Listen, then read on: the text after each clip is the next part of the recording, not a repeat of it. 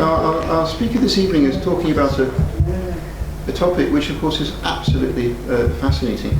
Many of us who study Turkey know very, very well that Turkey in recent years has been predominantly a Sunni country, with also Alevis. Now, Alevis, of course, are not Sunnis in any straightforward way, but also they are not Shiites in any straightforward way either.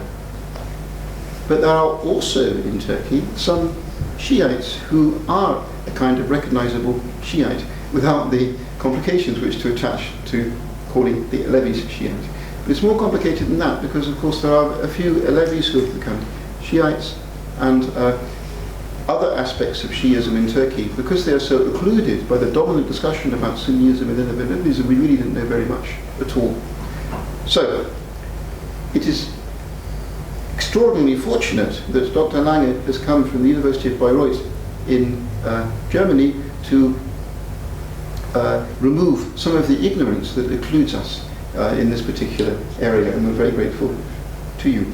A word about Dr. Lange. Dr. Lange is one of the leading researchers in Germany on questions of Islam, and in particular has been a group leader for many years on various different aspects of the study of modern Turkey and migration of Turkish peoples into Germany and into Europe, with a particular specialization on ritual transfer in a very, very famous special research area project funded by the German National Science Foundation, based at the University of Heidelberg, called Ritual Dynamics, which really made an enormous impact. And now he's changed his research area slightly, and that he's making a comparative study of Shiism from the point of view of the diverse migrant groups in Germany. Now, we've not had a chance to talk about this very much at all, and so I too will be learning a great deal this evening, and it's a very great pleasure to welcome you. So thank you very much indeed.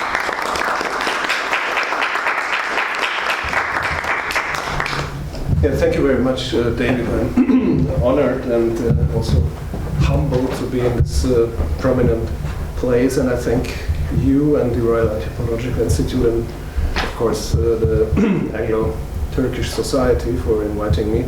So I'm very pleased to be here finally after working with David for years, and I could also give a laudatio on yourself because we worked together so finely, almost 1.5 decades probably. So I'm pleased to be finally here, and yes, I shall talk on the Turkish Shiites in Germany, which is the recent research work I'm doing. And well, Turks in Germany, you surely heard about that, but Shia Muslim Turks, probably not so. While reviewing the recent literature on the topic, I realized that even inside Turkey, the majority does not know that there exists a considerable large Shia minority, mainly in eastern Turkey traditionally, in the provinces of Kars, Ağrı, and most prominently in Iğdır. And in Istanbul, they occupy now a whole quarter, Halkalı, with their most famous mosque, the Zeynebiye Jami, to which the Alevi Turkish organization, interestingly, the Cem Vakfı, has close ties to. This is actually was the point when, I think in 2003, as early as 2003 or 2004, I was already getting aware of this Turkish Shiites, which call themselves or are called Jafari. I'll come to that name later. When I was doing Alevi research at that moment and going as a guest with persons from the Cem Vakfı to one of the Ashura festivals of the Jafari Shiite Turks, to which the Cem Vakfı notables were also invited. So this is the moment already to say that, and David already emphasized that I will not speak about the Alevis, although the announcement had a picture from, at least initially, a picture on depicting Alevis in Berlin. So I will not talk about the Alevis when speaking of Turkish Shiites, of course. And you have surely heard of the Alevis that they are sometimes regarded as Shiites, although they are not in the proper sense, which David already emphasized and also has demonstrated in his work. So I'm talking of the Orthodox 12 Shiites as we have them, for example, in Lebanon, in Iraq, the Gulf region, in South Asia, and most prominently, of course, all of you heard about that, in Iran. We have no exact data on their numbers in Turkey, though, but besides the Republic of Azerbaijan and the Iranian province of Azerbaijan, in Turkey there are unofficial figures from 300,000 to probably 1 or even some say 3 million Azeri-speaking 12 Shiite Turks. I mentioned the Republic of Azerbaijan and the province of Azerbaijan in Iran because they are the same ethno-linguistic group. And of course this is the source of them or Turks being Shiite because they settled within Iran, which became, to say that already at that point, Shiitized from 1500 onwards when the Safavid Empire was founded by Shah Ismail.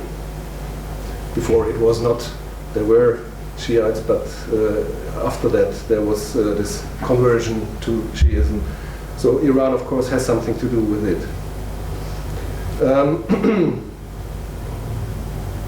So it becomes less astonishing, of course, given the migration history of Turks towards Germany, that they are also present in thousands in Germany, and that I encountered them in my survey of the Shiite population in Germany.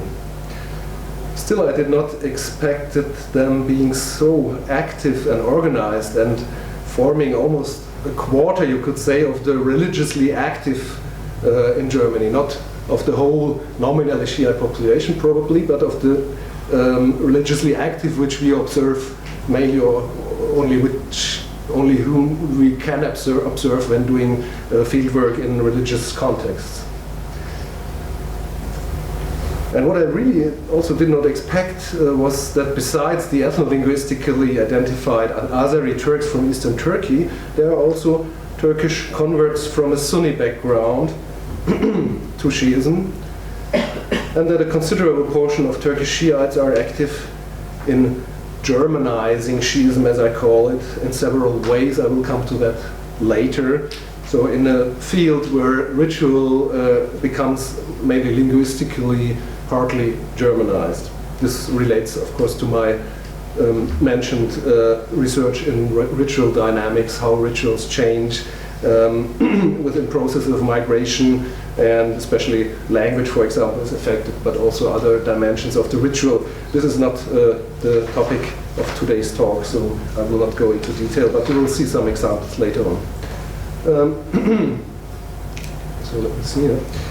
So just a short outline. I have to say something in this institute, of course, about my research frame and the framework of my research and the research questions which we pose to the material, and give some short conceptual remarks how we frame that and what our methods are. And I also want to give you a short overview over the Shiite communities in Germany in general, because this links, of course, to the special segment, and the special segment, as I mentioned, is also linked to the overall Shiite field in some ways. And then I'll come to the question of Azeris, Turks, and converts in Germany in a Turkish-speaking context.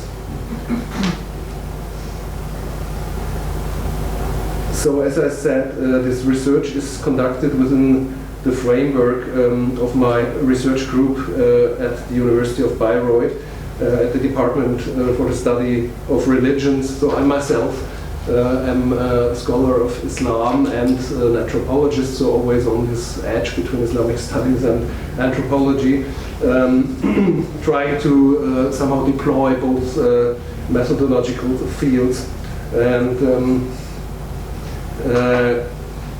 specialized also on Turkology and Iranian studies. So the study of religions framework gives me the opportunity to focus on contemporary Islam in Germany.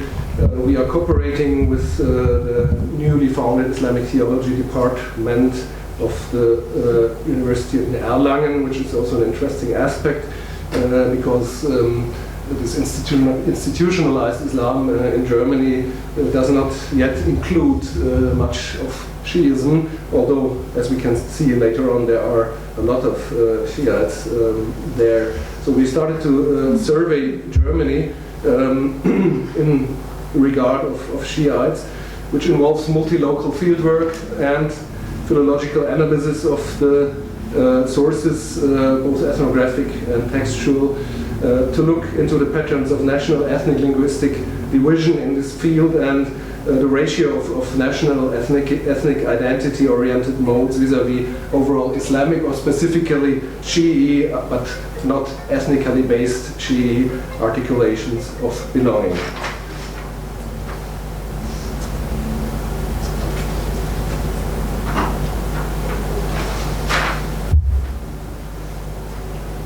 Twelver Shi'is do not show up regularly in German research on Islam, which may hint at the fact that the many Iranians living in Germany, which are identified initially with Shi'ism, came after the revolution of 1979 in Iran and therefore do not strongly articulate a specifically religious Shi'i, but rather national Iranian identity. Shiite piety in Germany is much more practiced by the many Iraqi groups, for example, which however remain yet to a large degree within their regionalism. Such a finding also gives a first insight into an important set of questions in researching Shi'i communities in Germany. That is the question for the relation of religious and nationally oriented modes of belonging on the one hand, and a specifically Shiite character, as I said, vis-a-vis a general Islamic identity. The ethnographic setting of the Shiite groups in Germany is characterized by the results of several migration waves since the 1960s. According to older data, and we unfortunately only have older data, around 200,000 to 300,000 nominally Shi'is living in Germany, of which the Iranian constitute the largest group, as I said, of around 120,000. These figures, although are really not reliable, followed, this is also old data, Afghan Shiites of about 80,000. There are much more, in fact, now because of the migration from Afghanistan. Although there are no such official data on other Shi'i groups, even outdated data, our fieldwork suggests that there are also many Shiites among Lebanese, Iraqis, Pakistani, and newly arrived Afghani migrants, as I said. From more recent data, we can make an informed guess that at the moment there are around 380,000, probably more than 400,000 people with a Shi'i background in Germany. There are also a considerable portion, to which we will look, of Turkish Twelver Shiites present, the so-called Jaferis, and some German converts, but also Turks from a Sunni background and their descendants, who mainly converted already in the 1980s, being attracted by the success of the Islamic Revolution in Iran. So this was a process, a slow process. First it was radical Islam activism, as it's called in the literature, and they became Shiitized by this identification with Khomeini and the Islamic Revolution, so they Shiitized in the process, and nowadays we can observe them as just normal practicing Shiites, although politics of course pop up every now and then, and even radical ones, but as the Iranian Islamic Republic also somehow settled, it's not in the foreground every now and then. The conversion from Sunni Islam to Shiism is in fact quite an important aspect of Germany's Shiite population, as I see it, involving, to my impression, mainly people with a Turkish background, which is interesting. During our fieldwork, we encountered several interlocutors with Turkish background having converted to Shia Islam after 1979. And also the famous Özgürlüz brothers, who conduct various websites. So in fact, Shiite websites are converts from Sunni Hanafi Islam. They even were the founders of the first German website, Muslim Markt, which was not recognized as a Shiite website, which didn't want to be specifically a Shiite website. It was the first Islamic website. But they are converts from Sunni Islam to Shiism. And they also have other websites which are identifiable as 100% Shiite websites. studies on conversion to Islam in Europe available so far, the topic of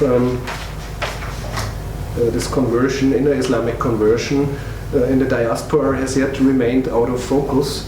Likewise, the conversion of non-Muslims to Muslim denominations other than Sunni Islam. So we have also ethnic Germans converting to Shi'i Islam, and we don't have research on that actually yet.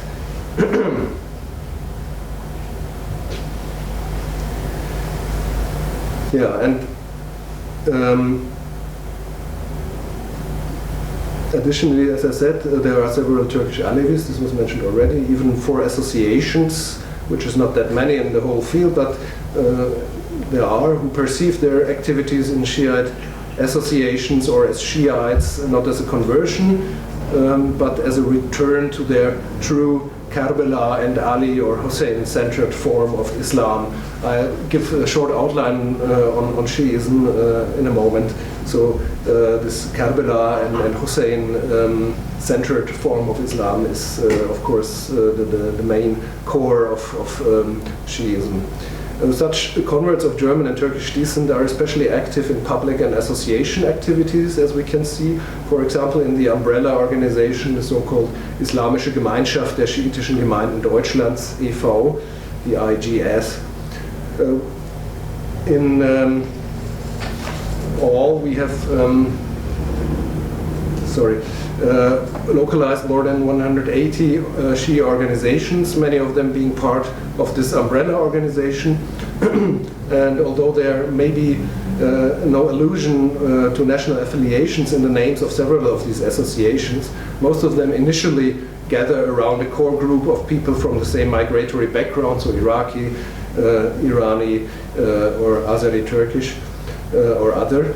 In practice, however, these groups recently become more fluid and may exceed to a certain degree these national and linguistic boundaries, because, of course, the people mix in these urban areas, and when there is no, for example, Iraqi Shi'i group, Iraqis would also sometimes at least go to a Lebanese, and even some would engage then in other of communities which are not from their ethnic background. So this is a central question we engage with in our research, which deals with these various heterogeneous groups from the Shiite Muslim field in Germany.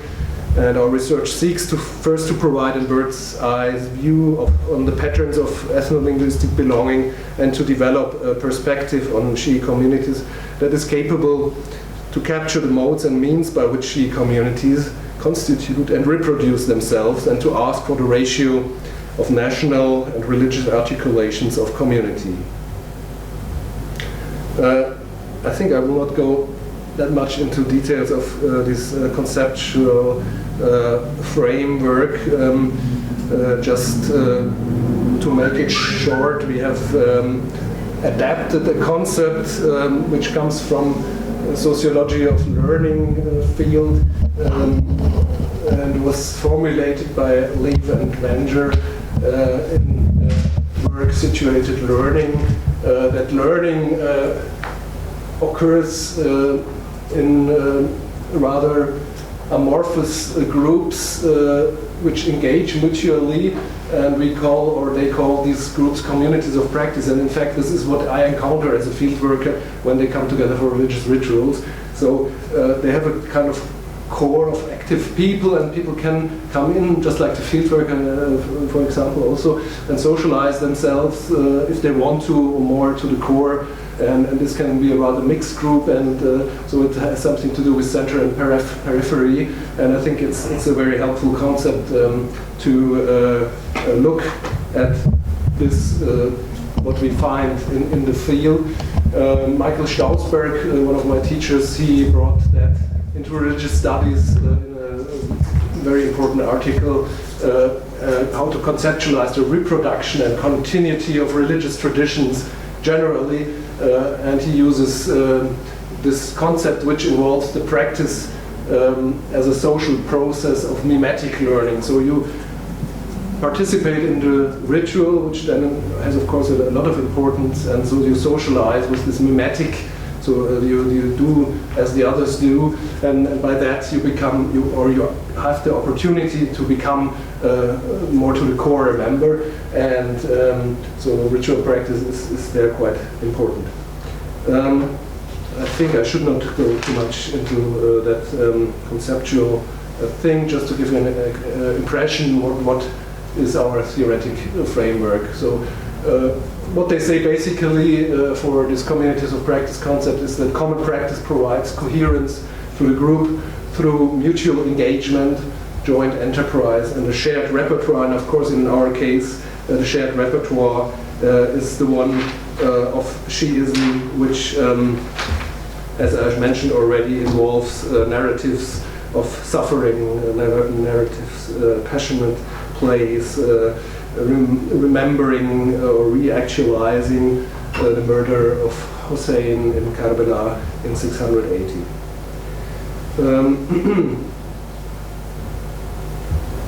Yes, and finally, they also developed a concept, because you could rightly say, well, these are communities, and you have one, say, in Berlin, one in Munich. How do they relate to each other? So the concept for that is constellations of practices, what Wenger later formulated, that this is like a constellation in the sky. It somehow is related, but it's still different communities, and they could be seen in this constellation of Shiism as it is in our example.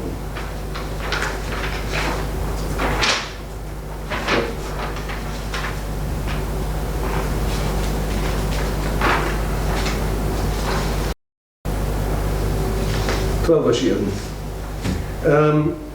I was asked already some questions before we started. So, and David reminded me that I should give some note on 12 Shiism. Of course, I cannot give in this lecture a very detailed historical outline. So I took it more from points which are relevant nowadays. If you have questions for the history, we might discuss that after the lecture. Twelver Shiism is a Shari, so a Sharia-based legal school, you could say, of Islam, which is separate from Sunnism, which has its own legal schools, and it has a distinct clergy. You have, of course, seen this clergy who is ruling, for example, Islamic Republic of Iran. But in history it was not always the case, or to the contrary, rather so that the clergy was not politically active. But still, it is a distinct kind of clergy, in hyphens, of course. Ali is seen as the legitimate, because designated direct successor, designated by the Prophet Muhammad, as his designator as leader of the Ummah. So the three caliphs preceding him are not recognized as legitimate by the Shia. And they also have a Sunnah, which of course you know means that the tradition of the Prophet, which is formulated in the Hadith reports. But the Sunnah of the 12 Shi'is also includes, besides that of the Prophet Muhammad, those of the 12 Imams. That is Ali as the first one, his sons Hassan and Hussein, and the following 9 Imams up to the last one, Al-Mahdi, who, so is the narrative, disappeared. The last Imams were in captivity by the Abbasid Caliphs in the 9th century. So he disappeared and is believed to return at some point in mankind's history as a kind of savior, the Imam al-Mahdi. Additionally, it's very important to believe in the infallibility of these Imams and of the family of the Prophet, the larger family of the Prophet, the Ahl al-Bayt, which includes the Imams as descendants of the Prophet. And I already mentioned that also the morning of the killing of Hussein, the third Imam, the grandson of the Prophet Muhammad, in Karbala in 680 AD, is one of the central narratives which is reactualized in the ritual And this, of course, is some parallel to the Alevis, because we have this commemoration of Karbala, and the love for the Ahl Bayt and the 12 Imams also in Alevism. It's another story how it may have come into Anatolian Alevism. So coming back to Germany. As you can see on the map, we have localized more than 180 Shiite organizations, groups and communities all over Germany. The distribution of them over the German states shows the general pattern of labor migration since the 1960s. Of course, you can see that Berlin has a very high, column, and also North Rhine-Westphalia, this is the Ruhr area, and partly also the industrialized parts of the southern German states. And so we identified that these communities by different sources. I mentioned the umbrella organization, which lists a lot of them. Actually, my student assistant is here who helped a lot on this, so I'm very happy that you're here. And we have scanned, or he has really thoroughly scanned the internet, and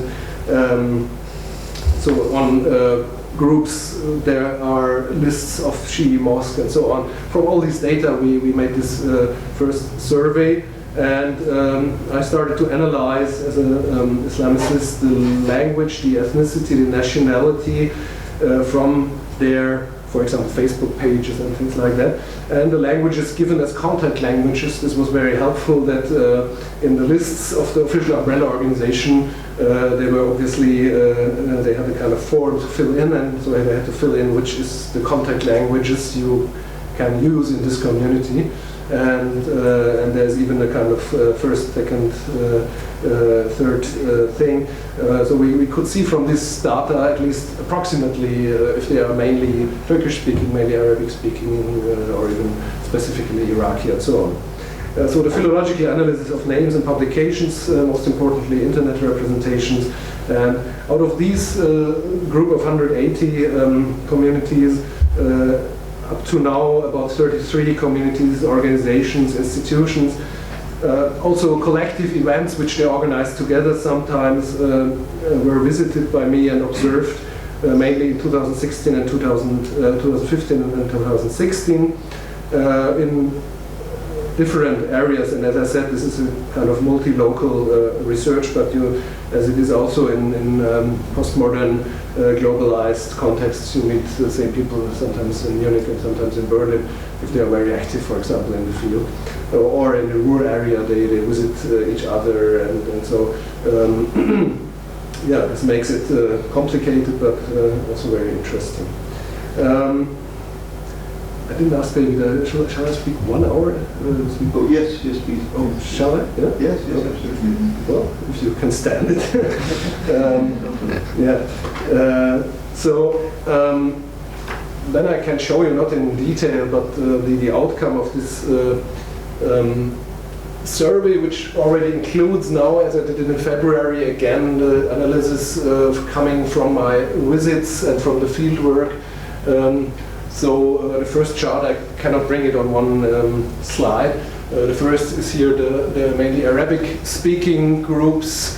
As I said, and in brackets I put in where the data analysis mostly comes from, language, self-designation, the name or the media analyzed, which they put into the net. And so on, the ethnographic finding. So they are differentiated in Lebanese, Iraqi, and several which we cannot identify in that regard. But you see, it's 50%. So we are not yet with the Turkish speaking, but it's also an interesting finding that 50% of this active communities are Arabic speaking, so no Iranian Persian speaking. And the second largest is the Turkish speaking. Usually from Eastern Turkey, Azeri, partly Sunni converts, as I said already. Some are really named or name themselves Azeri or even Azerbaijani. As I said, there are also Alevi, two groups which call themselves Alevi, Anatolian Alevis, but practice Shiism sometimes besides traditional Alevism. And all in all, this amounts to 43 of these 180 communities in Germany, which is 22%. So a fifth, not yet a fourth, but a fifth, more than a fifth of the Shiites in Germany. Just to give you the full picture, we also have the Persian speaking, which includes people or communities who designate themselves as Afghani, because usually they speak a dialect of modern Farsi Persian, Dari called in Afghanistan. So they are also Persian speaking, and this is of course important when it comes to language, because they can communicate and use the same morning hymns and so on. But it's only 16% of the religiously active communities in Germany. And finally, some 5% Pakistani, 2%, which is also an interesting finding, mainly German-speaking. And I will come to that because many Turkish-speaking or from a Turkish, not only Azeri background, Shiis in Turkey, in Germany are very active in this for mainly German-speaking community.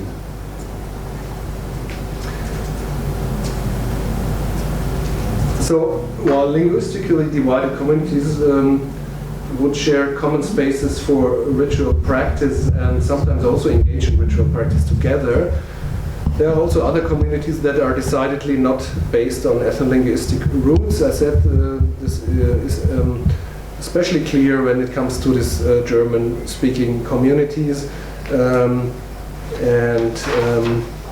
I will come to that at the end if you have time enough.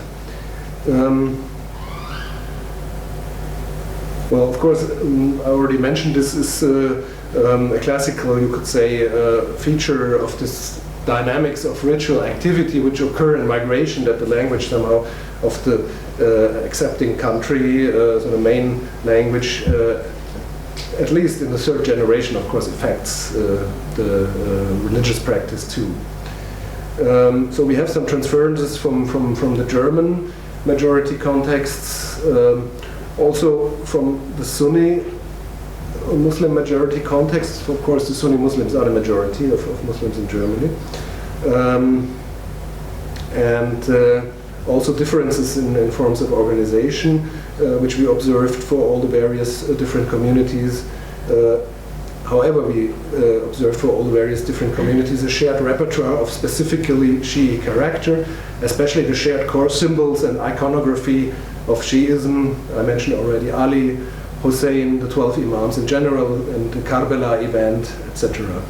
Central texts, of course, are shared central prayers, which usually, but not exclusively, are in Arabic, narrations, poetry, melodies, rhythms in their religious practices, which involve also singing. And it's a strong argument for perceiving of Shi'ism in Germany as a discernible constellation of several communities of practice. Transfer of ritual, one could say, modulates this repertoire in different directions, for example, concerning language preferences. So we also, of course, have people who can speak both Arabic and Persian, for example, and then could be modulated depending on which community they are in, or Turkish speakers who, for example, have studied in Iran, and so on. So this can be modulated according to the regional specificities.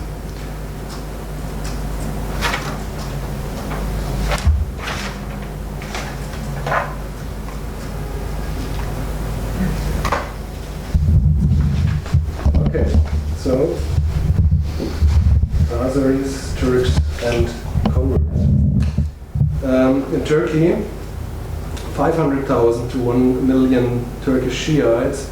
I mentioned the data already, which is not reliable. Some say there are 3 million. Of course, people from the communities themselves, we know this from the research on other minorities, such as the Alevis, sometimes exaggerate the numbers. But I think 500,000 to 1 million is a quite realistic figure. And they are usually called Jafaris. Why Jafaris? Jafar as-Sadiq is the 6th Imam of what is nowadays 12 Shiism. And because he is said to be the founder of this legal school of Jafari, called after him Mazhab. So Jafari is a designation they use for themselves, and they are known also nowadays under, which is also, of course, sometimes a point of confusion, because the term Jafari is also present in Alevi contexts. So 99%, I did not do research in Turkey, by the way, recently on this topic, because I'm focusing on Germany, but the literature says, or estimates 99% are ethnically Azeris, so the vast majority, and only 1% in Turkey also converted Sunnis and Alevis, which are called then Mutashayyi, is Arabic term for Shiitized. Kars, Agre, and Irdir, I said, are the centers, and from the 1960s, the same as for other rural groups in Turkey, Turkish cities and Europe became also a place of settlement because of migration, first inside Turkey, which continues until today, of course, and to Europe from the 1960s, and specifically, and most importantly, demographically speaking, Germany.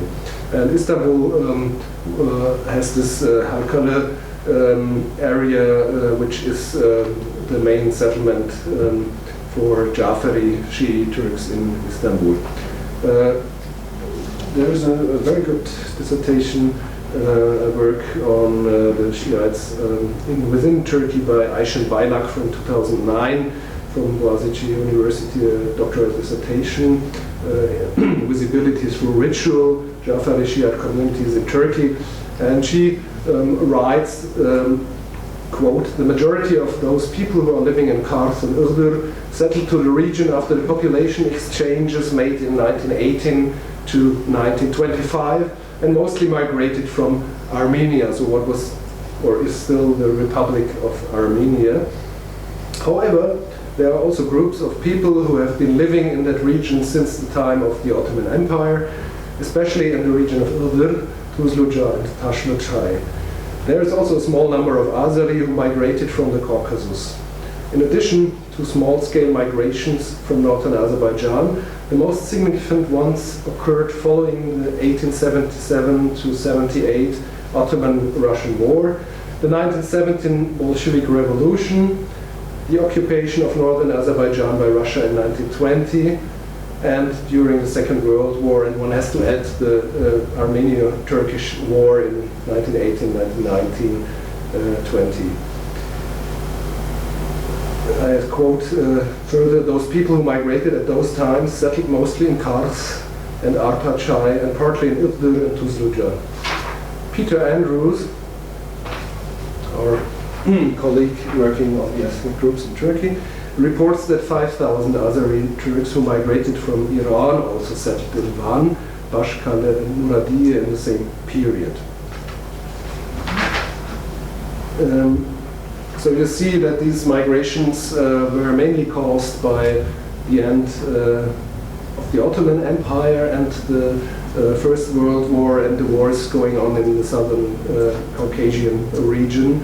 And it is what then became the Republic of Armenia, where these Azeri Turkish Shiites rather came probably by geography, but also maybe by decision rather to the Ottoman or to the then later on Turkish Republic.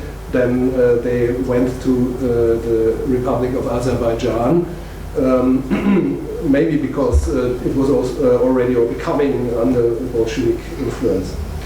In Istanbul, the majority, again a citation from Bayrak, of the community has settled in Halkalı, which was established after 1978. The neighborhood is mostly known due to the Ashura processions that are held in a square open to the public and that attracts thousands of visitors to view them, both from other districts of Istanbul and from different cities as well. In addition to the adherents of the community, people with Sunni or Alevi origins attend these processions. The members of print and visual media, that is to say journalists, photographers and reporters, also watch this spectacle and make the event more visible for a larger audience. Compared to other Shiite groups in Turkey, the Jafaris in Halkalı seem more organized. The center of all community activities is the Zeynebiye Mosque, which is located in the Aytaşı neighborhood in Halkalı. End of quote. So this is also where I, as I mentioned already, encountered the Jafari Shiite Turks first in 2004 in Istanbul. And if you browse YouTube, you can find a lot of material, and I also want to show you one or two of these, which shows these spectacular, rituals, at least for those who do not know it. So it always is covered once a year in Turkish television. But then it's obviously again forgotten or whatever. So in Germany we have Azeri Turkish Shia organizations. I want to mention that too, although I'm not that into organizational research. We have the Ahl Bayt Merkezleri, so the most of the mosques have the term Ahl Bayt, so the family of the Prophet, in their name. And we have a Europe-wide organization, Avrupa-Türk Ahl Bayt Alimleri Birliği, the ATEAP, which provides also clerics for the rituals. And my estimate, just put it here, I wouldn't publish that, but 5 to 10,000, I don't know exactly, but I think this could be a good guess of Jafari Shiite Turks in Germany. Just to add up the actual situation in Turkey, because I was also curious and looked some days ago, found that, for example, 2 Jafari television channels were closed in January 2017 in Turkey. I don't know the backgrounds of that, but of course there was some mentioning about Gülen movement and things like that, which tried, as we know from the Alevi context, to set links to different communities in an Islamic framework. So, and I have now real background on that. So to give you an example from this processions in Halkalı, let us look into video.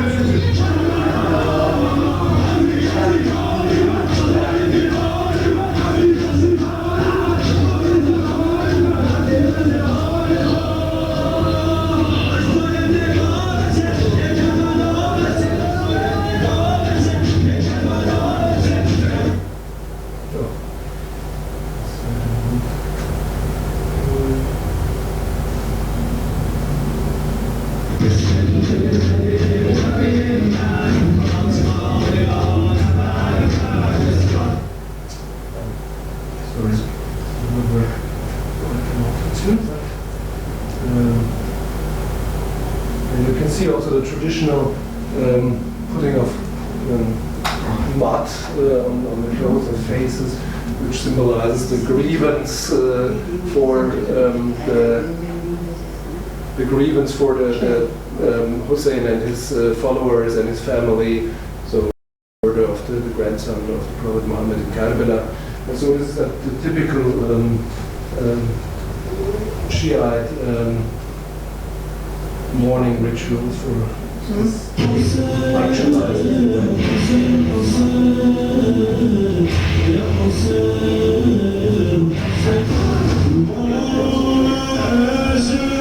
So now we are in Germany.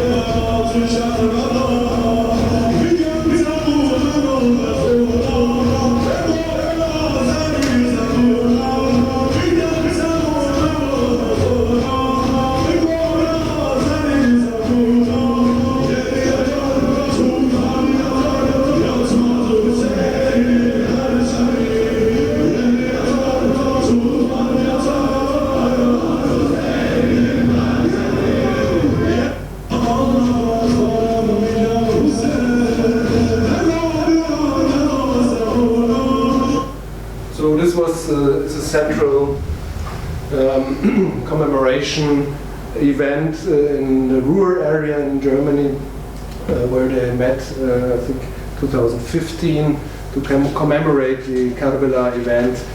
And you can see this self-flagellation, which is one of the commonest mourning bodily movements in this Shiite rituals, when, of course, which are oftentimes scandalized by non-Shiites as being something outrageous, or especially as we have, of course, in some contexts, not in the Turkish actually nowadays, that there is also bloody self-flagellation, and this the Shiites really have a problem because they are always identified with that. But in general, it's a rather harmless flagging of the own body, kind of looking at that ethnographically and from a ritual studies point of view. It's a kind of body technique which involves also rhythm to the music and the body as an instrument. Yeah. Can I just add one point? Yes. Please, I'm Shia. I'm following the Shia itself. Just to recap on the point of the flagellation, the reason why we do the chest beating is actually a way of signifying our commitment to Imam Hussein. Yes. And secondly as well, how could the followers of the prophets, from the Hanafi school, from the different schools, how could they actually do this to the prophet's grandsons? That's why we do that. Yes, of course. Yeah, thank you for adding that. And it's quite similar to, I mean, also from the attitude, from the feeling to Christian passion of the Passion of Christ. And we have flagellations, of course, also in medieval and early modern Europe, commemorating on the Good Friday the Passion of Christ. So yes, you're quite right. This is on one side to demonstrate that one is on the side of Imam Hussein, or should have been when in Karbala, and of course it involves the uttering of Labaik Hussein, and yes, and of course it's the morning of his death. Another one is, which I attended personally, is a central morning ritual in the Franconia area, so around Nuremberg.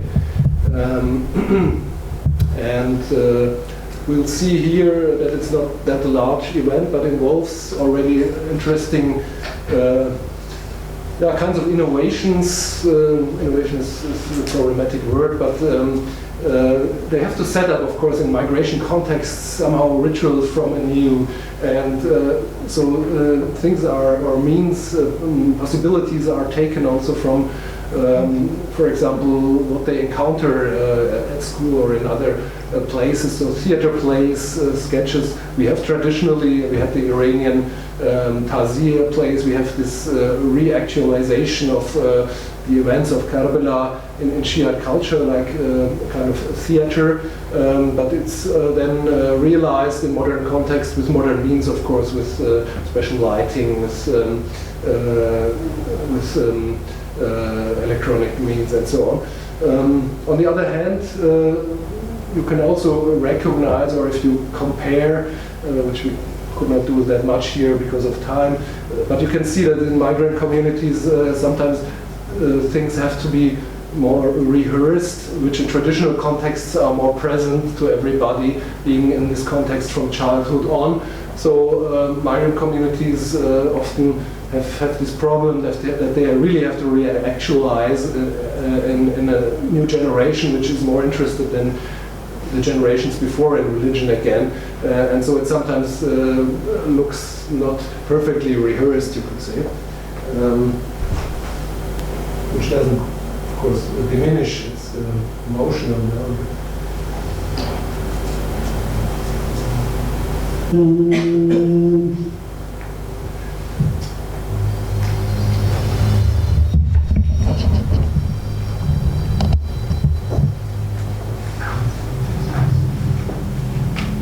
Selam olsun aziz imamın takipçilerine. Selam olsun Zeynep-i Nida'ya lebbeyk diyenlere. selam olsun bütün varlığıyla Zeynep'in türbesini kurulanlara.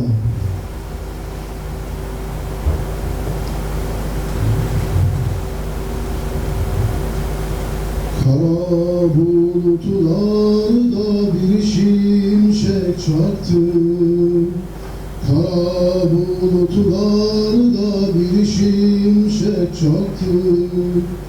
Çatlayan yer tohuma kucak açtı. So they have somehow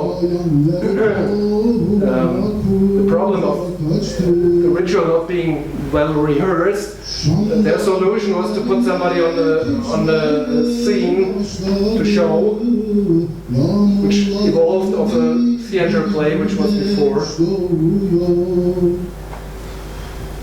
Çoğaldı ölüme sevda çekenler, bahçesine ilahi. Biz de varız bu kervanda ya Hüseyin. Beytül Harem'de bir zuhur doğuyor. Biz de varız bu kervanda ya Hüseyin. Beytül Harem'de doğuyor. Hüseyin canım, adaletin öğretmeni, adaletin öğretmeni, tufanların ruhu olan, tufanların ruhu olan, hakikatin öğretmeni, hakikatin öğretmeni, insanlığın ruhu olan. Okay. So looking at the time, these were the main examples I wanted to show you in film. I have some other announcements from different of these Turkish Shiite organizations. So we have one Ashura Conference, it's usually called for the commemoration of Ashura, of the event of the Karbala battle, and so they are usually organized in the region centrally. So we have this one for the Nuremberg, Franconia region. Then there is another very important date, the Gadir Khum, which commemorates the designation of Ali by Muhammad at the Pond of Khum, which is a narrative in Shiite tradition that the Prophet himself designated Ali as his succeeding Imam. And this is, of course, in contrast to the Ashura, which is a mourning occasion, a very happily occasion. And I should have shown you also pictures from that, because it's not always about mourning, but it also can be very happily, although it mixes them, because when you remember then that Ali became designated but did not really follow as Khalif or Imam, then it gets already sometimes into mourning again. To show some contexts of the research Turkish Shiite mosques in Germany, like the one in Bochum, which is quite important. The both left two pictures. It's quite important because it's the basis for one of these German language focused communities, which evolved from a Turkish Shiite community actually founded by Sunni converts, and more traditional, in hyphens, Azari Turkish mosque in Gelsenkirchen, and typical Ahli Bayt Jami sign here in Hagen, all in the Ruhr area. Of course, a lot of mosques still are in this rather peripheral or main station backside quarters. But still others try to be more representative, and this is not a picture of the mosque in Germany, of course, but of the shrine in Karbala. But this mosque who organized this event, the Imam Ali Mosque in Berlin, is in the process now of building, or maybe they've just finished, I was there 2 years ago, of a representative mosque, like many Sunni mosques nowadays in Germany become representative large buildings. The birthday of Fatima is also commemorated in this case also in Nuremberg, and there's Avrupa Ehli Beit Gençliği organization, so a youth organization which organizes Europe-wide and has meetings, typical as we can see in other migrant religious communities, for example also the Alevis, that such meetings in the diaspora are organized not only in one of the countries, but that people from Sweden, Netherlands, France, Britain, Germany can convene in some places. To the right side is the so-called Ashura AG, North Rhine-Westphalia.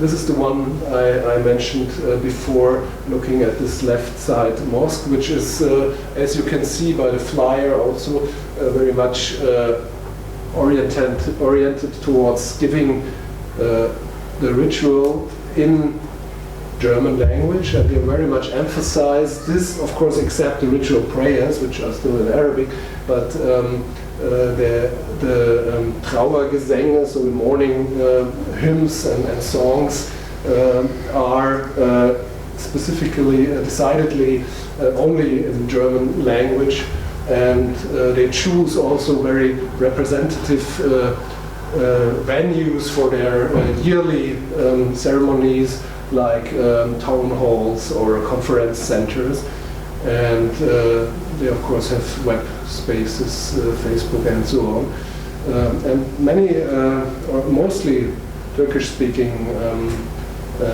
third generation people, both converts from Sunnism and Jafari, Azari Turkish Shiites, are very active there. And my argument in this context is that the Turkish-speaking migrants generally are the ones who have resided for the longest time in Germany, compared to, for example, Iraqis coming much later. So they are much more localized and much more linguistically Germanized. I don't like the word, but I didn't find a better one, so in hyphens. So they really see the need and to provide for the third generation, for example, sermons in German, and yes, and I try to realize that, especially on these larger occasions, but during the year have also other meetings under their umbrella. They are also part, for example, of the IGS, the Islamische Gemeinschaft der Schiitischen Gemeinden Deutschlands, which is an interesting organization where all of the ethnic groups within Shiites in Germany are active, but also there I could observe that Turkish-speaking third-generation migrants are over-proportionally active and fill in several positions where especially it's important to have a good command of German, for example, vis-à-vis the state and the administration, the local town and city administration and so on. So last example of this German Shia, which is not that specifically Turkish, but unfortunately I have no film with me from the Ashura AG, so it's quite similar, just to show you one example of this German mourning songs, which are just like that, also done in the Ashura AG, which is mainly a Turkish Shiite thing.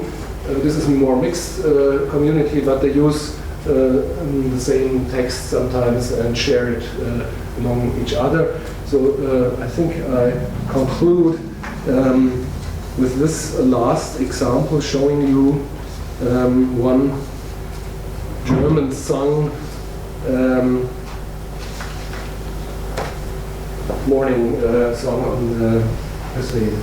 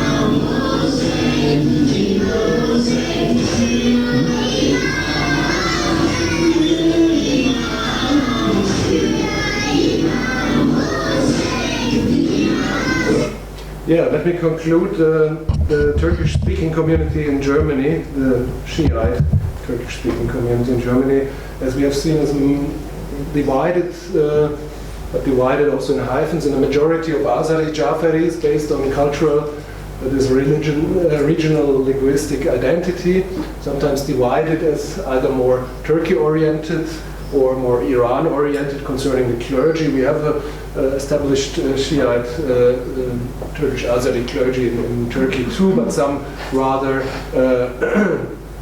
linked to people from Iranian Azerbaijan in that respect, also for specialists for singing the hymns, for example. And a minority of Germanizing activists, including converts. However, it mixes up to some extent.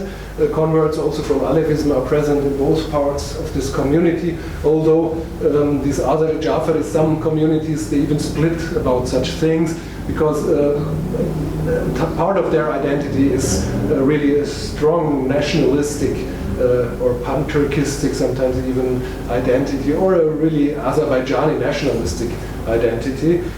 So we have a mixed field, but Turkish language still plays an important role, and Turkish-speaking migrants, even in the third generation, play a major role in this Shiite field in Germany. So let me conclude here, just in time, I hope, and thank you for your attention.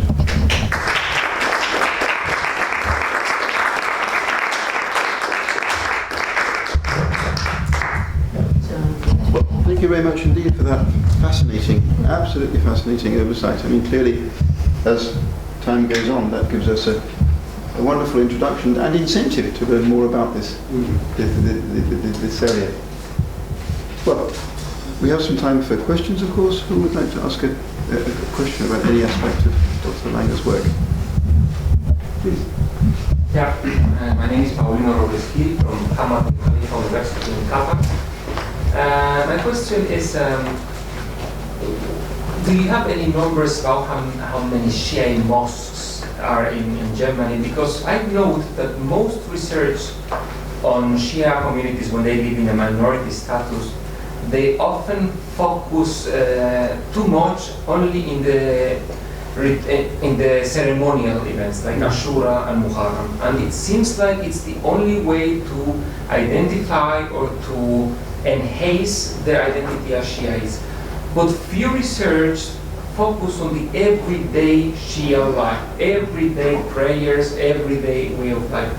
So yeah, most are just like Muharram, Ashura, Latmiyat, but what about the everyday life? And I say this because apparently some of the conclusions of the Shia communities abroad is that they have a lower degree of piety when compared to the Sunnis. I mean, this is a generalization, but it's often concluded that Shiites, when they live as a minorities abroad, they only focus in their religious life in the ceremonial dates, but when it comes to everyday life, what happens in the case of Germany? Do you have any?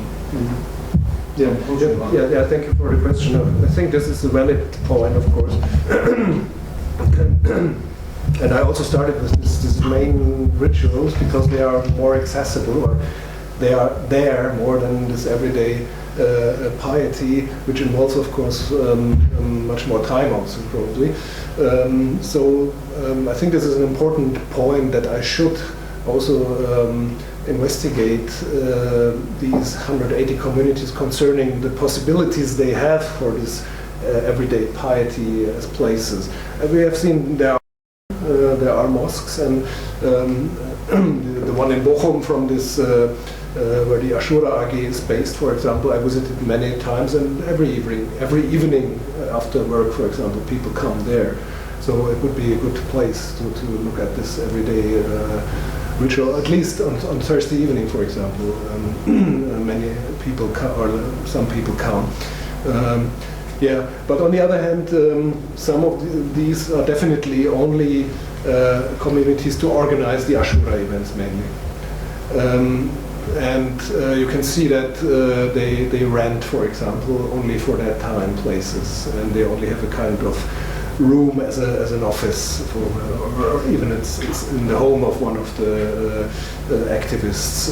They don't have a mosque, which to some extent maybe is also linked to the fact that, as you know, in Shiism it's not that easy to have a real mosque.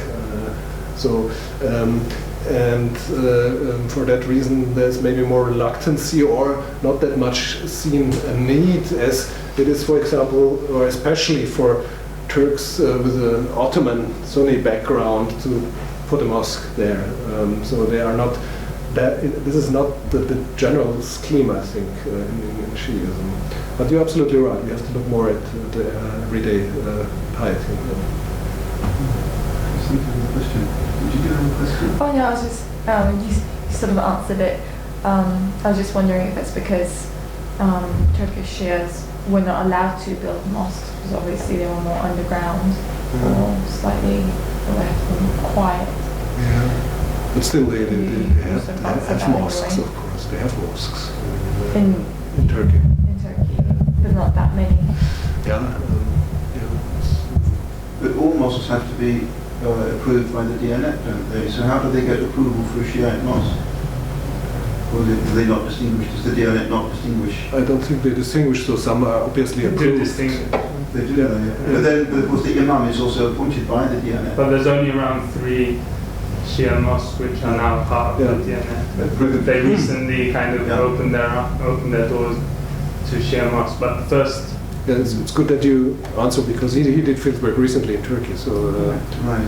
The first Shia mosque in Turkey was apparently built in 1952 in Kars, and that was kind of out of a strange situation where a single imam went to Ankara and through contacts was able to get kind of unofficial permission. And do they look different? The mosques. Physically, they don't look different because they don't have the resources to bring in. But for example, the famous Zainabiyya mosque in Halkalia, I think it must be approved. The thing is, it's kind of approved but not approved. Okay. They're not given any resources. I mean, they're not given the kind of exception from tax and stuff that Sunni Diyanet mosques. So, but then they also don't get, of course, an appointed imam. They don't get it, but it's kind of a continuous point of contestation and arguments, and you can sometimes control which imam is appointed if you're lucky. That'll be one way around it. But there are a few Shia mosques who have decided to go along with the Diyanet, and they've kind of, like in Kars, there are 3 mosques, Shia mosques, 2 are independent, 1 has gone, and that creates all sorts of divides within the community. And the Diyanet have done things to try and kind of show that they care, but not really. And it's very complicated. As you probably know, there's different, within the Shia community in Turkey, there are different leaders, and but they haven't really had their own mosque since before 1950. I mean, it's to do with migration as well. But the first one was 1952, and since then, and Zainabiyya are building a really big mosque right now, which actually looks architecturally different. In our color, the large one. Yeah, thank you, Stefan, for sharing your recent insight. So, first of all, thank you for your relation because it's very rich for me of the complexity of these words. It's very complex word with different ethical situations, so it's hard to understand deeply what did happen. But my question is regarding this complexity. But what about the politicization of those communities? Because those communities is a religious community, so they share the ritual and other things. But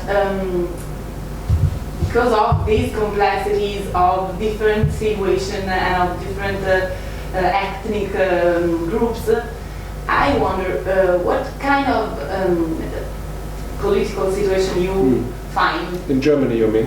In Germany, yes. The differences or no, it's definitely different. Thank you for your question, because I did not make a comparison with Sunni organizations and the Sunni field, but obviously the Sunni field is much more successful, although it's also diverse and divided, but they have more and stronger organizations which are partly, as you know, Turkey based, or shall we say, the Diyanet has the DİTİB organization, which is kind of outreach of the Diyanet in Germany, and so they have much more established influence with German politics, for example, which obviously the Shias do not have. This central IGS umbrella organization was only founded in 2011, I think, and it's still in the process of building up ties, and you can easily see that it's much different from the Sunni context, that the 4 centers which were founded for Islamic theology in Germany have not any professorship for Shia studies, for example, or something specifically on Shiism. And to the contrary, although there are some Shiites working in these departments, even as professors, it's much Sunni dominated, you could say, and at least some specificalities of Shiism are not thematized and mentioned in their curricula, for example. So thank you. It has to do with the ethnic diversity, because the majority of Sunnis in Germany are Turkish, or Turkey, coming initially from Turkey. So nationalism is yeah, at least nationalism is a resource you could use then for tying things together, and that's what they only can, which fracturizes them even more if they do in the Shiite field. I heard that there's Shiites, usually they go to Gemevi. No. Gemevi, is it the mosque you are talking about? No. Gemevi is the same thing, or are they different things? No, it's totally different. Gemevi is, that's what the Alevis. The Alevis call their meeting houses, their houses of prayer. But Alevis, as we said, are not the Shiites I'm talking about. How shall I put it? So they are. We were not talking about Alevis. The Gemevis is an Alevi thing. Yeah, not a Shia thing. So Alevis and Shiites, they are different section of the religion. Yes, they are different religious groups. Yes, the Alevis are not straightforwardly Shiite, and indeed they're not straightforwardly Sunni either. The relationship between the Alevis and the wider sects of Islam is ambiguous and ambivalent. And that ambivalence is at the heart of the Alevi approach to religion. So they certainly would not be comfortable about being called Shiite in any straightforward way. Although they would say that they love Ali, and they would say that there are influences, certainly, of Shiite thought on their particular understanding of religion. But they wouldn't go so far as to label themselves Shiite. But nor would they label themselves Sunni either. They would say that they're Muslim perhaps, even though that can be contested sometimes in the diaspora communities. It's complicated.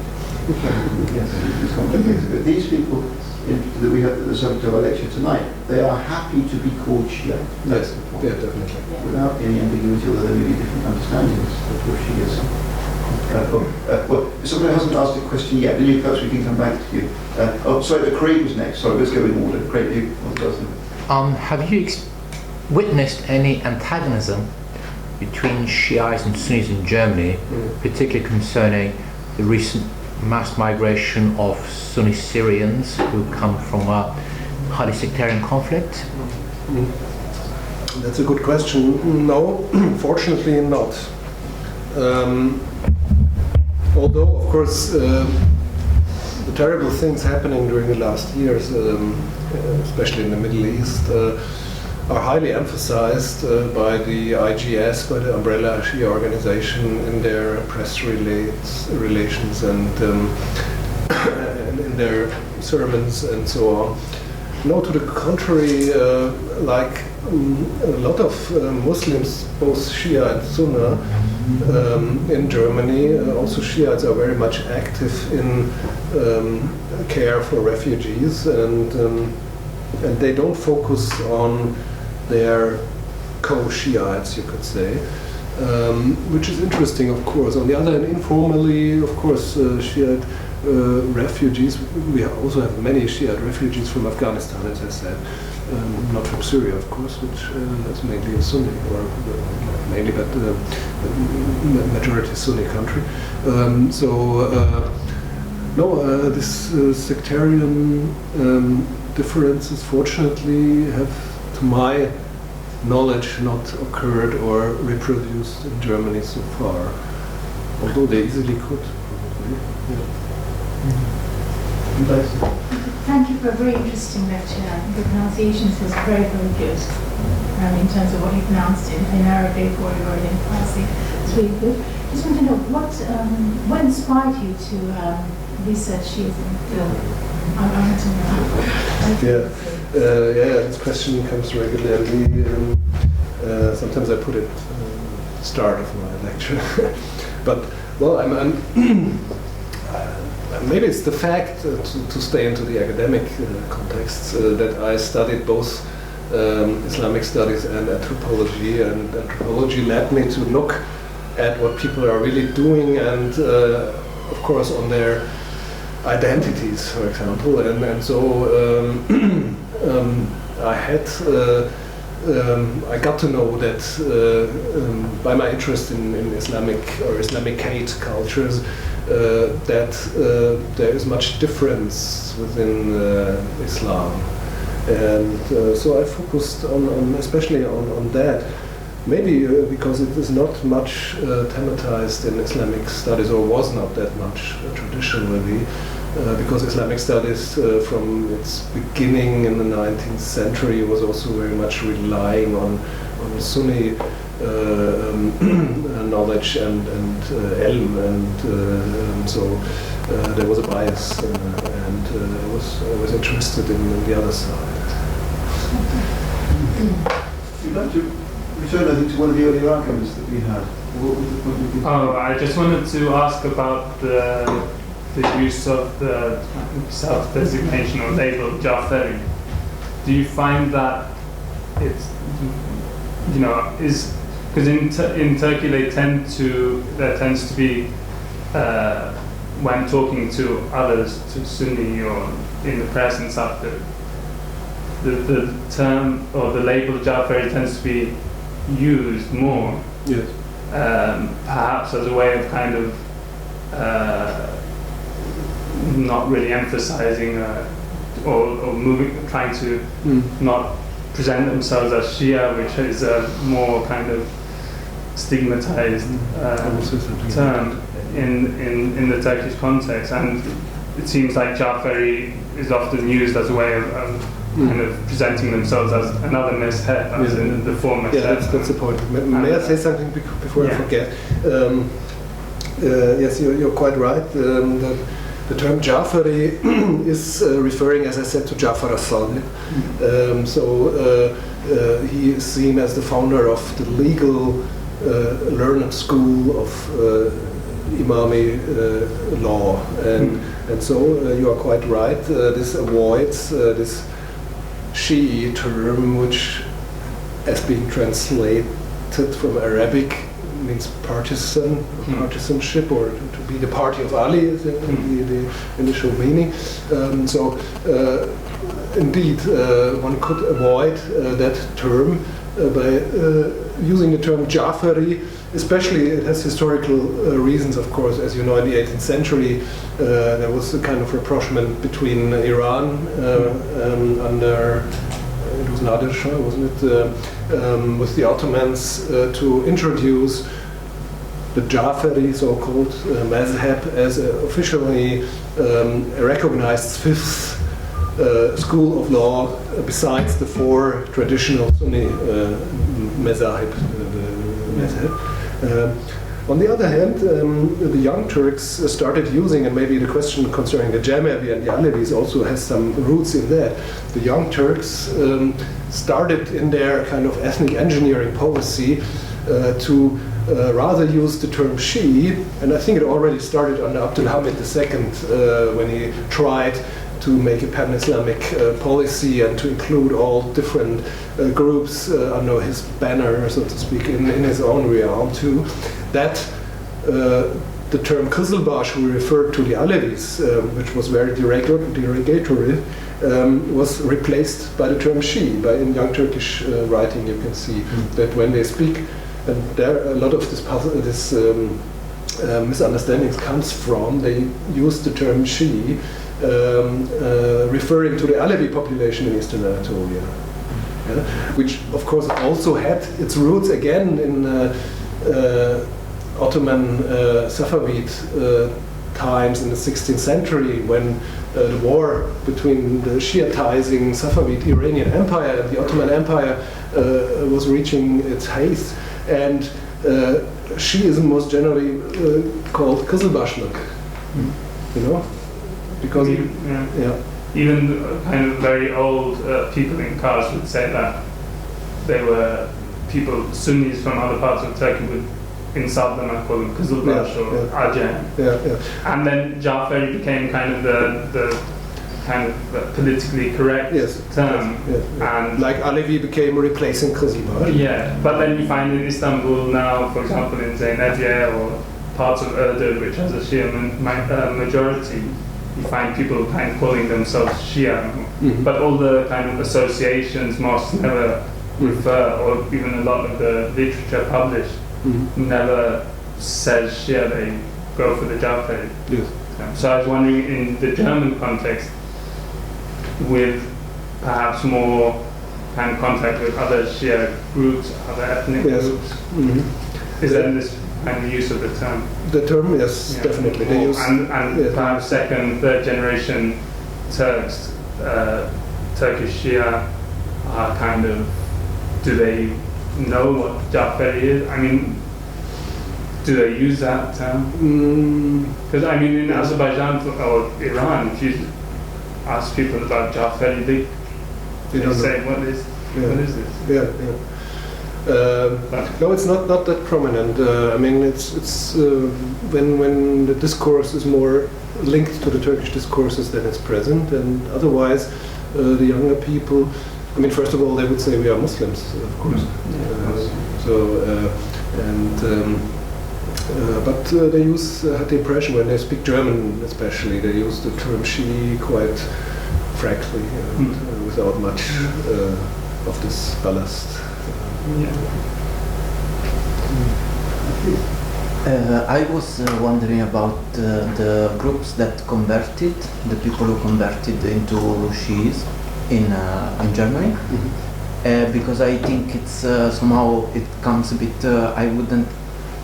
I'm wondering about the motivation and the process. If it's like single individuals that convert, or it's whole families, groups.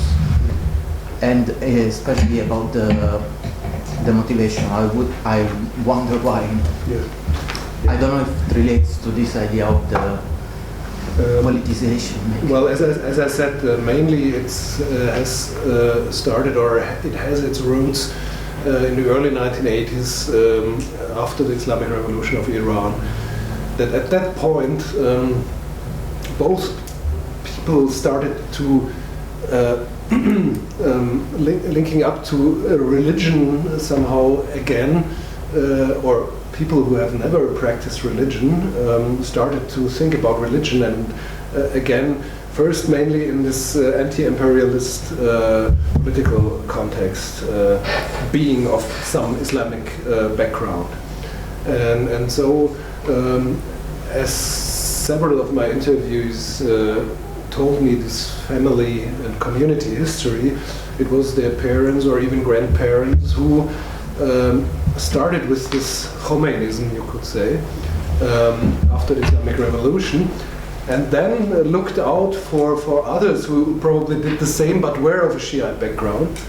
And so they came together, and usually it's mixed communities. They were looking for some place or some space to practice religion, and for a long time, even the older generation I heard from youngest is not able to really perform proper Shiite ritual, even the daily prayer, which is slightly different, as some of you might know, from the Sunni one. But then the second and especially third generation, they grew into Shi'i communities. So usually they are mixed. There are some Jafari Shiites, because in smaller town you would not find it was more practical reasons that these converted families and Jafari families came together and formed new communities, and so by generation after generation they became properly Shiitized, I would say. So it started actually with the Islamic Revolution. It's interesting if you think about the Alevis, how they would convert from Alevism into. Yeah, this I think is a later process. Because first came the Alevi revival, and then I think some Alevis were discontent with Alevism, how it was in Germany, and of course there was even more with development in Turkey, for example, especially I would say, with the rise of Islamist parties in Turkey, Islam was getting much more important, and so. They thought, or at least one I was talking to who converted maybe 15 years ago or so, and he's a singular convert of Alevism to Shiism. It's not one of these communities who try to Shiitize as a whole. He said he was not content because he wanted to return to some kind of true Islam, and he found it in Shiism because Alevi has so much Shi'i contents that they could easily link up with the narratives of Karbala and so on. Yes, just ask Rachel one and then we'll come back to you. I have the impression that many of the Alevis, or should we say many of the small number of Alevis who did convert to Shiism, did so into the Eli Beit Bakr. Have I got a true impression, or do they go to other organizations as well? No, they also go to other organizations. But you're right, Eli Beit Bakr is one of the first who had this kind of concept of Islamicizing Alevism in a Shiite way. That's true. Yeah. So what proportion of the Eli Beit Bakr members are former Alevis, do you think? Very roughly. Half or more than half? I don't know. I did no research with the Eli Beit Bakr, but this is also a missing blind spot. Yes, we should. Yeah, it's mixed. And in the south, you've got Arab Alevites who have also created different associations. But in places like Chodum, there's like a really big Elevate mosque, which Kabir Tambad has done research on, or spoken about in his last book, or his book.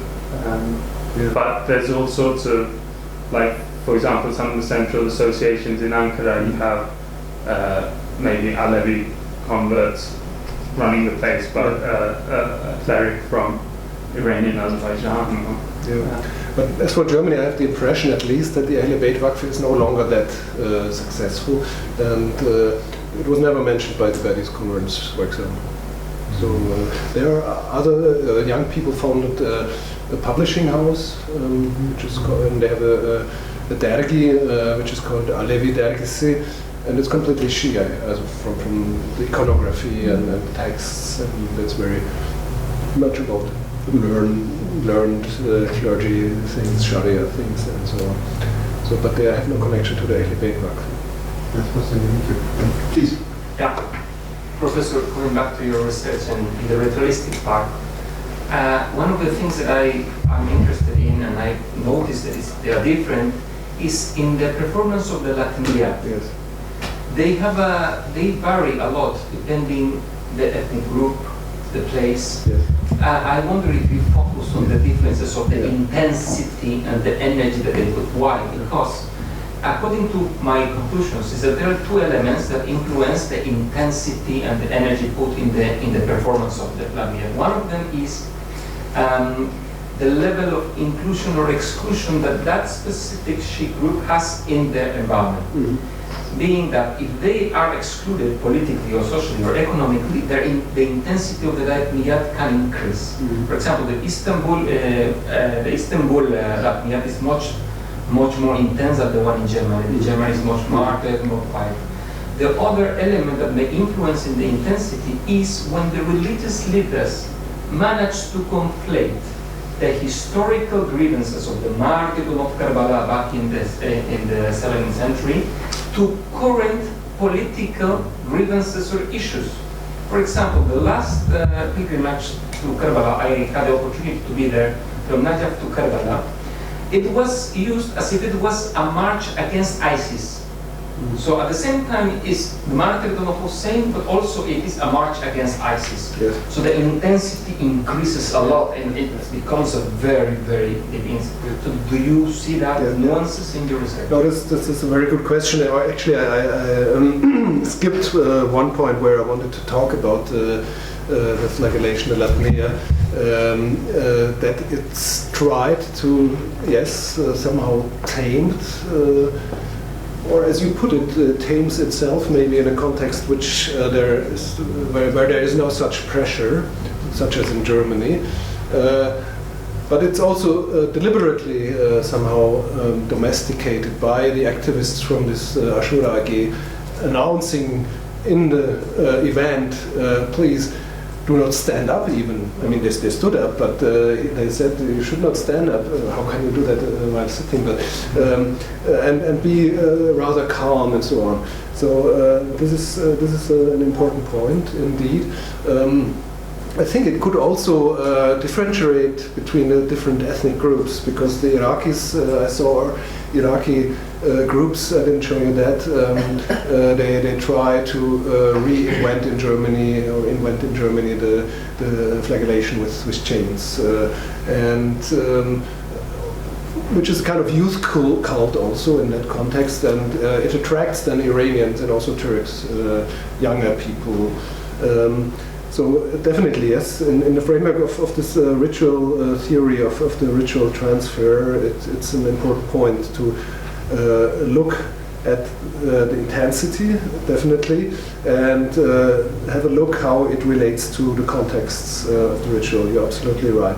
And of course, I mean, when you mention Karbala and in the context of ISIS or IS, yes, I can imagine that this of course, automatically becomes a kind of political statement. Yeah. Thank you. Also, the spaces are so different. Those conferences held in really large wedding salons and all this stuff, conference halls. It's totally different to the rituals which take place in houses or the streets of villages back in Eastern Turkey. And I mean, the Istanbul context is different again. Yes. And also, for example, in Kars, the processions that happened in Kars have happened for the last 15 years in Kars through the center of the street are totally very tame performances. I saw that because I was looking for some films, and they were not that somehow. Yeah, and you could not see that much. The same community within the mosque or within the private house, majlis, is performing the lakmia or the sinezan. Totally different when they go out in the street, where you have these loudspeakers playing recorded messages and they're beating the chains very softly. Istanbul, of course, is a special example because we had the discussion about these Shia rituals already at the end of the 19th, beginning of the 20th century, when the Iranian diaspora, which were living there, tradesmen, businessmen, tried to get a ground to perform the Ashura in Istanbul, and it was very politicized at that point, and it was not easy for them. There's a good historical work on that topic. So Istanbul is a special case again. Yes, because I think that the question would be if this intensity is related only to the environment or the space, for example, or the context, but if that is related to the political situation and even the feelings of German Seas according to what happened in the other part of the world. So I think that this is very interesting for understanding what kind of reason is related to this type of intensity and the differences between the performances in. Definitely, yes, definitely. On the other hand, of course, it also by mimetic participation, some things can, it's a kind of circle. I mean, if enough people are doing it intensely, the others would also join in doing it more intensely. So, some reasons may not come from the whole of the community. That's what I mean. So it's very difficult to discern this context factors. It's my interest, but I think the ritual leaders are very central to the. Yes, and it's a very different if they are imported, if they come only for the event, or if they are from the community. I mean, interestingly, those in the German example were from the community. You see him here. He's one who is doing it regularly, but interestingly in a more soft way, and those are coming from from Urdu, or sometimes they have it from Iranian Azerbaijan. They are much different of that. Yes. Please. Are there Ashura processions being held in public in Germany? Good question. Because from what I've read here, for instance, in London, there's an annually Ashura procession in Hyde Park, Mount Larch. We also have it in New York. Okay, yeah. And from what I've read, there's a controversy within the British Shia community whether it's really a good idea to have such a procession being held in public because it scare people off. Yes. Well, of course, I mean, this is a concern which comes to everybody's mind probably at the first place. And I only heard of one incident, and this also I heard because of the media coverage or something on Facebook in Bonn, where there was where they're going on the street, and immediately there was something in the German press that there are some extremists. What are they doing there? And so of course they refrain rather from that. So I never heard of otherwise of a procession in Germany taking place outside. Although they have one march in Munich, but it's of course very to your point that they instruct the people very thoroughly just to march silently on the street. They have a march, a peace march or something on Ashura.